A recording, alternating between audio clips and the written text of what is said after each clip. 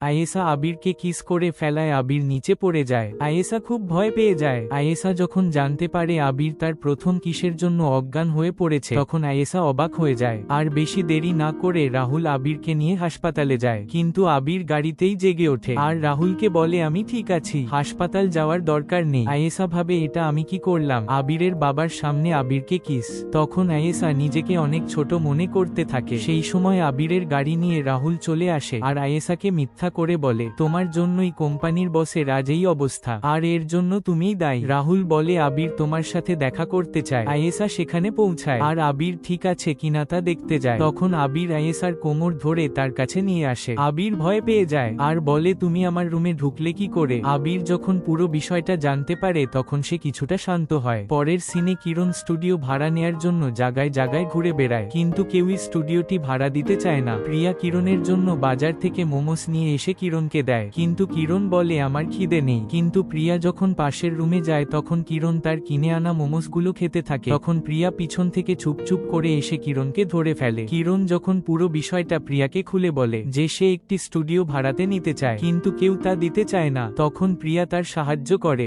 রাহুলকে এত রাতে অফিসে যেতে দেখে পূজা চুপ করে তার পিছন করে, কিন্তু রাহুল পূজাকে দেখতে পেয়ে বলে তোমাকে কতবার বলবো যে আমার পিছন করো না, তাও তুমি আমার পিছন করছো। পূজা রাহুলকে বলে তুমি যে বলেছিলে তোমার উত্তরটা করে দিলে তুমি আমার প্রপোজাল অ্যাকসেপ্ট করবে। তখন রাহুল বলে তুমি নিজে থেকে যদি উত্তরটা করতে তাহলে হয়তো মেনে নিতাম, কিন্তু তুমি অন্য কারোর সাহায্য নিয়ে করেছো, তাই আমি তোমার এই প্রস্তাব কখনোই মেনে নেব না। আয়েশা আবিরের জন্য স্যুপ বানায় আর আবিরকে বলে এই স্যুপটিতে আমি নিজের স্পেশাল মেনু অ্যাড করেছি, খেয়ে দেখো কেমন হয়েছে। আবির খেতে চায় না, কিন্তু আয়েশাকে খুশি করতে গিয়ে স্যুপটি একটু খেয়ে বলে আমি আর পাচ্ছি না। সে সময় কারেন্ট চলে যায় আর আয়েশাকে গিয়ে দেখে আসতে বলে, কিন্তু আয়েশা সুইচে হাত পায় না। তখন আবির এসে আয়েশাকে তার বাহুতে তুলে নেয় আর আয়েশাকে বলে আয়েশা চলো আমাদের চুক্তিটা শেষ করে নতুন করে আমরা রিলেশন শুরু করি।